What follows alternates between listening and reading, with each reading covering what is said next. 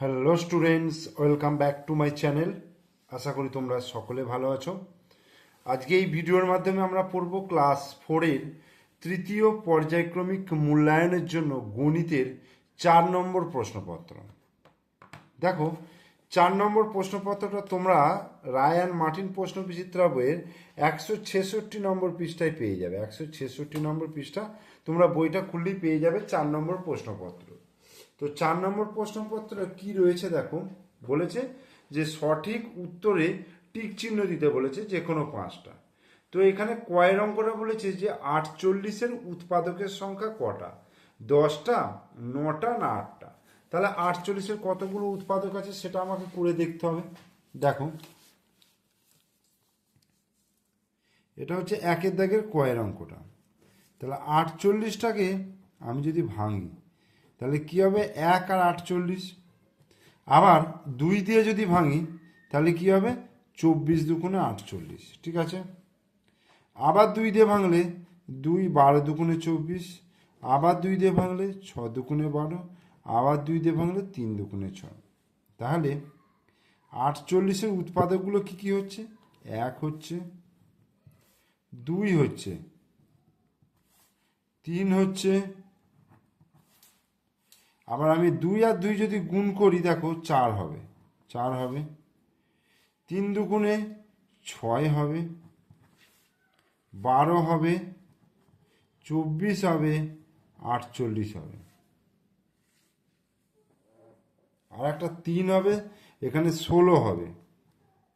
ঠিক আছে। তাহলে 1টা, 2টো, 3টে, 4টে, 5টা, 6টা, 7টা, 8টা, 9টা। ঠিক আছে। তাহলে আর হবে কি, আরেকবার দেখে নি চোখ বুলিয়ে।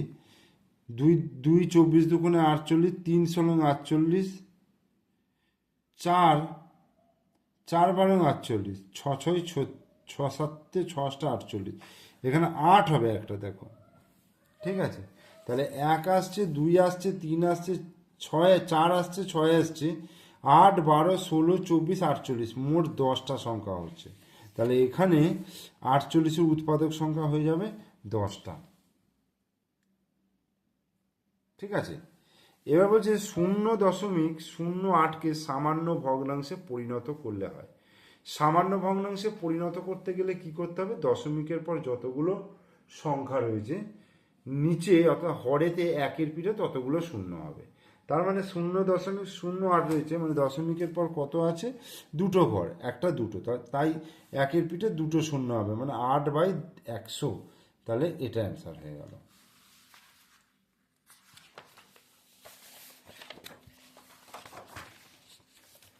এরপরে দেখো,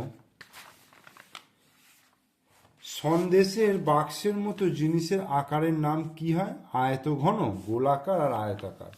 আয়তঘন, দেখবে সন্দেশের বাক্স যেমন হয় সেটা হচ্ছে আয়তঘনাকার।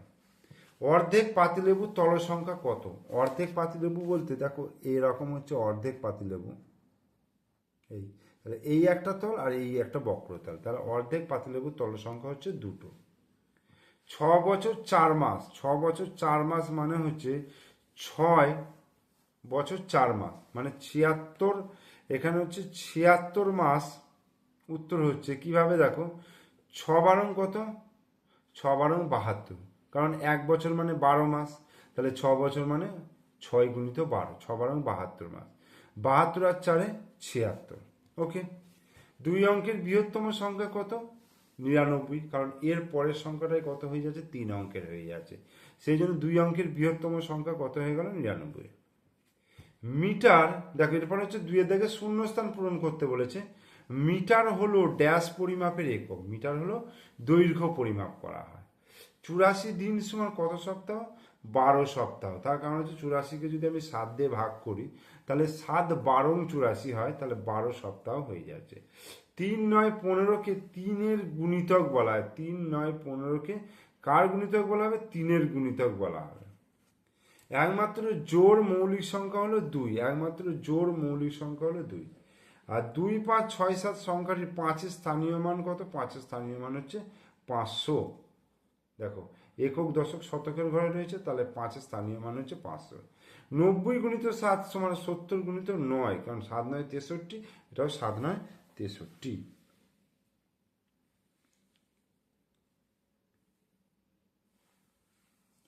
এবার 3 দাগের নিচের প্রশ্নগুলির উত্তর দিতে বলেছে। 30-এর উৎপাদক গাছ তৈরি করতে বলেছে। দেখো 30-এর উৎপাদক গাছ কিভাবে করব, দেখো 30 যদি করি তাহলে 1 আর এটা হচ্ছে 30, এটা কি করতে পারে 2, 15 দুগুণে 30, আর এটা হচ্ছে 3 5 15। এটাকে জাস্ট উল্টে দিলেই দেখবে উৎপাদক গাছ তৈরি হয়ে যাবে, অর্থাৎ 30টা নিচে, তারপর এটা উপর দিকে, তারপর এটা উপর দিকে, তারপর এটা উপর দিকে, এরকম করলে উৎপাদক গাছ তৈরি হয়ে যাবে। যমজ মৌলিক সংখ্যা কাকে বলে লেখো, উদাহরণ দাও। যমজ মৌলিক সংখ্যা বলছে দুটো পরপর মৌলিক সংখ্যা যে দুটোর মধ্যে ডিফারেন্স অর্থাৎ অন্তর বিয়োগফল 2 হবে তাদেরকে যমজ মৌলিক সংখ্যা বলা হয়। দুটো মৌলিক সংখ্যা যদি বিয়োগফল 2 অর্থাৎ দুটো পরপর মৌলিক সংখ্যার বিয়োগফল যদি 2 হয় তাহলে তাকে যমজ মৌলিক সংখ্যা বলা হয়। যেমন 3 5 অথবা 5 7। দেখো 3 আর 5-এর ডিফারেন্স হচ্ছে 2, আবার 5 আর 7-এর ডিফারেন্স হচ্ছে 2। এবার উৎপাদকে বিশ্লেষণ করে গুণফল নির্ণয় করতে বলছে। 45 গুণিত 27। দেখো কিভাবে করছে, এখানে 45 গুণিত 27। ওকে, এবার 27টাকে যদি আমি উৎপাদকে ভাঙি, দেখো 3 9 27, আর 9কে যদি ভাঙি 3 3 9, তার মানে 45 গুণিত 3 গুণিত 3 গুণিত 3, এই হলো। 45কে 3 দিয়ে গুণ করলে 3 5 15, 5 হাতে 1, 3 4 12 আর 1 13 গুণিত 3 গুণিত 3। 3 5 15, 5 হাতে 1, 3 3 9, 10 0 হাতে 1, 3 1 3 4 405 গুণিত 3। 3 5 15 আর 3 4 12, তাহলে 1215 হয়ে গেল অ্যান্সার।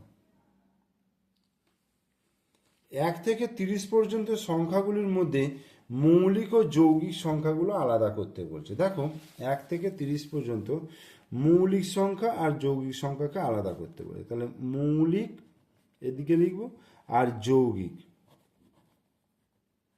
এই মৌলিক হচ্ছে দেখো 2 3, 4টা হচ্ছে যৌগিক, 5টা হচ্ছে মৌলিক, 6টা হচ্ছে যৌগিক, 7টা হচ্ছে মৌলিক, 8টা হচ্ছে যৌগিক, 9 হচ্ছে যৌগিক, 10 হচ্ছে যৌগিক, 11 এখানে গেল, 12 এখানে এলো, 13 এখানে গেল, 14 15 16, ঠিক আছে। এখানে 17 গেল, এখানে 18 গেল, এখানে 19 গেল, এখানে 20 গেল, 21 গেল, 22, এখানে 23, এখানে 24 25 26 27 28 29 হচ্ছে এখানে যাবে, 30 হচ্ছে এখানে। এই হলো 1 থেকে 30 পর্যন্ত মৌলিক সংখ্যা, যৌগিক সংখ্যাকে আমি আলাদা করে দিলাম। এরপরে দেখো উমায়টা বলছে 1350 মিনিট সমান কত ঘন্টা কত মিনিট নির্ণয় করো। 1350 মিনিট সমান কত ঘন্টা কত মিনিট। তাহলে মিনিট থেকে আমি ঘন্টায় নিয়ে যেতে গেলে কি করব, মিনিট থেকে ঘন্টায় নিয়ে যেতে গেলে আমাকে 60 দিয়ে ভাগ করতে হবে, যেহেতু 60 মিনিটে 1 ঘন্টা হয়। তাহলে 1350 মিনিটকে 60 দিয়ে যদি ভাগ করি, 60 দুগুণে 120, 5 1, আর এখানে শূন্য না বললাম, 60 দুগুণে 120, তাহলে 30 হলো। তাহলে 22 ঘন্টা আর হচ্ছে 30 মিনিট। কি হলো, 22 ঘন্টা 30 minute. 1 litre 350 millilitre plus 780 millilitre সমান কত লিটার কত মিলিলিটার। তাহলে এটাকে আমি যোগ করবো। দেখো 1 লিটার আর হচ্ছে 350 মিলিলিটার মিলিলি, আর এখানে হচ্ছে 780 মিলিলি। এটাকে যদি যোগ করি, দেখো সিম্পল যোগ করলে 0 0 0, 8 আর 5 13 3 হাতে 1, 7 আর 8, 8 আর 3 11 1 হাতে 1, 11 2, তাহলে 2 লিটার 130 মিলিলিটার।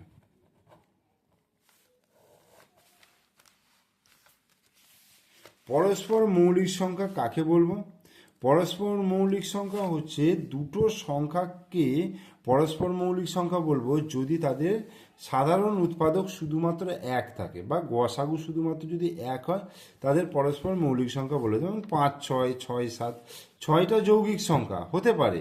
পরস্পর মৌলিক সংখ্যার ক্ষেত্রে দুটোই যে মৌলিক হবে এমন কোনো কথা নেই, একটা মৌলিক একটা যৌগিক হতেই পারে, কিন্তু দুটোর কমন পয়েন্ট অর্থাৎ কমন যে সাধারণ যে উৎপাদক সেটা কিন্তু একই হবে শুধুমাত্র, আর অন্য কিছু হবে না।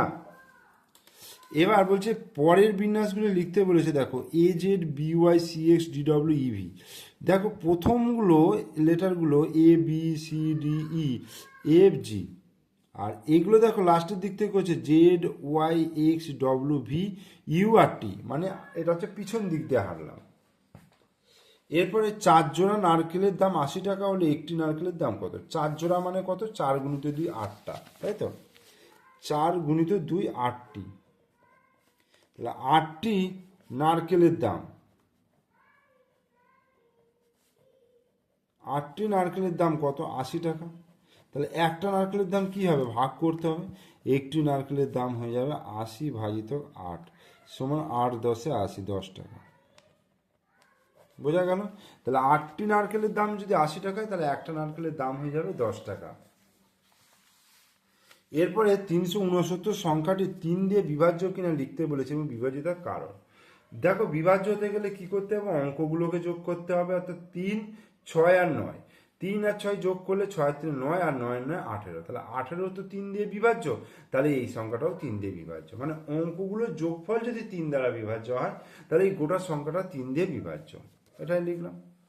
এবার এখানে সরল করতে বলেছে। দেখো সরল অঙ্কগুলো আমি পরপর করিয়ে দিচ্ছি।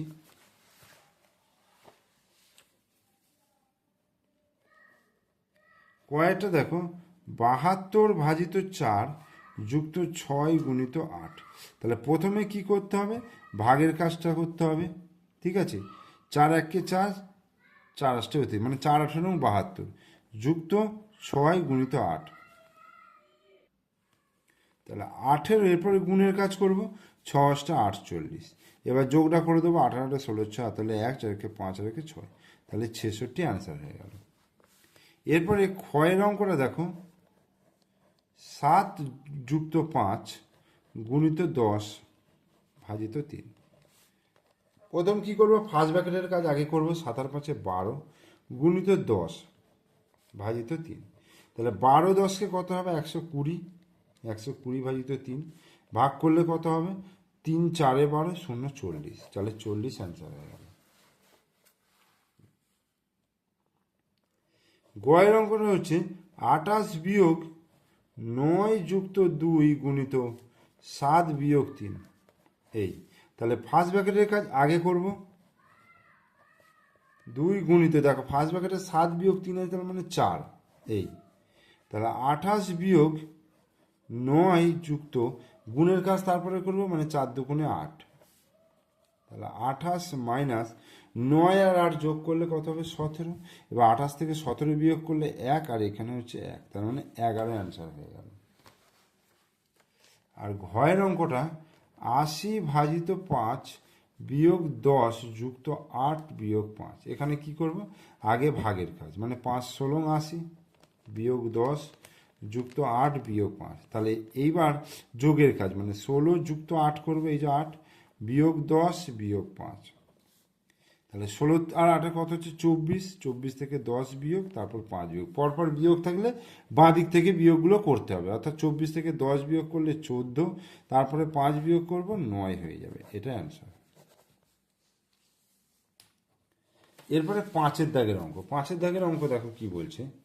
কয়ের অঙ্কটা বলছে পূর্ব মেদিনীপুর খেজুরির চাষি রজতবাবু পান পাতার গোছ তৈরি করলেন। 32টি পান পাতা বেঁধে এক গোছ তৈরি করলে 4064টি পান পাতায় কতগুলো গোছ তৈরি করবেন হিসাব করে লিখি। মৌলিক উৎপাদকের সাহায্যে বিশ্লেষণের সাহায্যে আমাকে করতে হবে।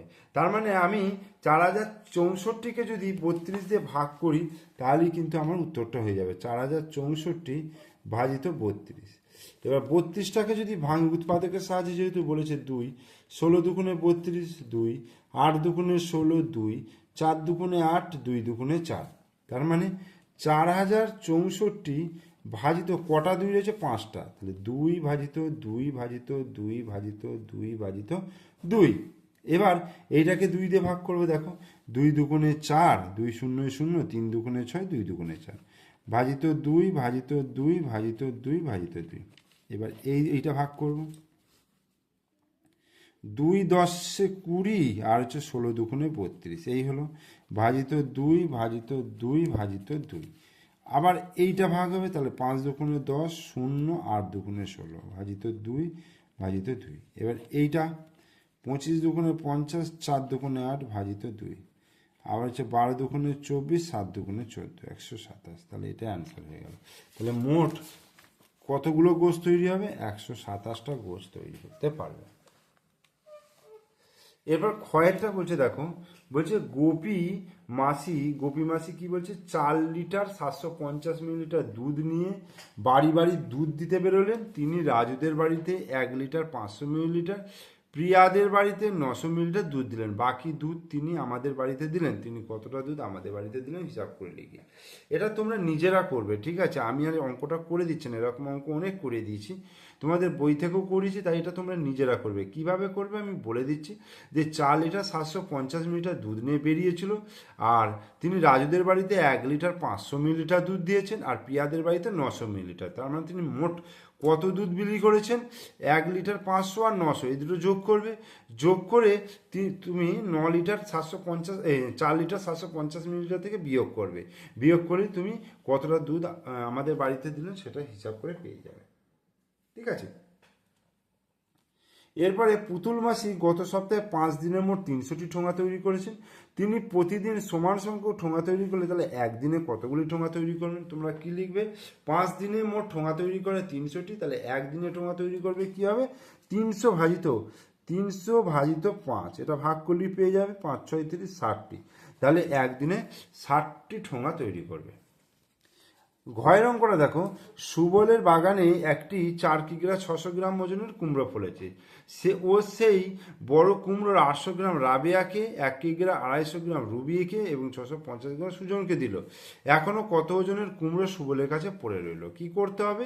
প্রথম কতটা খরচ করেছে কুমড়ো সেটা আগে যোগ করে নিতে হবে, মানে 800, 1 কিগ্রা 250 আর 650, তিনটাকে যোগ করবে, করে 4 কিগ্রা 600 থেকে বিয়োগ করে দেবে। দেখবে যে অ্যান্সারটা আসবে সেটাই উত্তর হয়ে যাবে। ব্যাস। 6 দাগের বলেছে চিত্রসহ সংজ্ঞা লিখতে বলেছে। সমদ্বিবাহু ত্রিভুজ কাকে বলে? যে ত্রিভুজের দুটি বাহুর দৈর্ঘ্য সমান তাকে সমদ্বিবাহু ত্রিভুজ বলা হয়। সমদ্বিবাহু ত্রিভুজ আঁকতে গেলে এইভাবে আঁকতে হবে। এই যে ধরো এই বাহুটা করে এই দুটো বাহুকে সমান করলে তাহলে সমদ্বিবাহু ত্রিভুজ। যে কোনো দুটি বাহুর দৈর্ঘ্য সমান বলেছে, তুমি এই দুটো বাহু সমান দেখিয়ে দেবে। কম্পাসের মাপ নেবে, নিয়ে এখান থেকে টানবে এটা, আর যে মাপটা এদিকে নেবে সেটাই এখান থেকে নিয়ে টেনে দেবে, বা স্কেলের সাহায্যে মাপ করেও টানতে পারো, ঠিক আছে? তাহলে এটা হয়ে যাবে সমদ্বিবাহু ত্রিভুজ। ঘনকের চিত্র দেখো এরকম, 4টি হচ্ছে মানে প্রত্যেকটা তলই হচ্ছে বর্গক্ষেত্র হয়ে যাবে। এটা হচ্ছে ঘনক, ঠিক আছে?